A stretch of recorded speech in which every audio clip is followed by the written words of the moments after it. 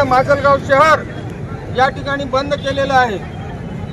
आज माजलगाव शहरामध्ये कधी नाही ते होतो ना भविष्यात माजलगाव मधील सर्व व्यापारी बांधवांनी अतिशय मनातून या बंद पाठिंबा दिलेला आहे। त्यामुळे एक आंबेडकरी चळवळीचा कार्यकर्ता म्हणून सर्व व्यापाऱ्यांचं आभार या ठिकाणी व्यक्त करण्यासाठी आम्ही आमचे ॲडव्होकेट साहेब यांना विनंती करतो की त्यांनी सर्वांच्या वतीने या ठिकाणी मनोगत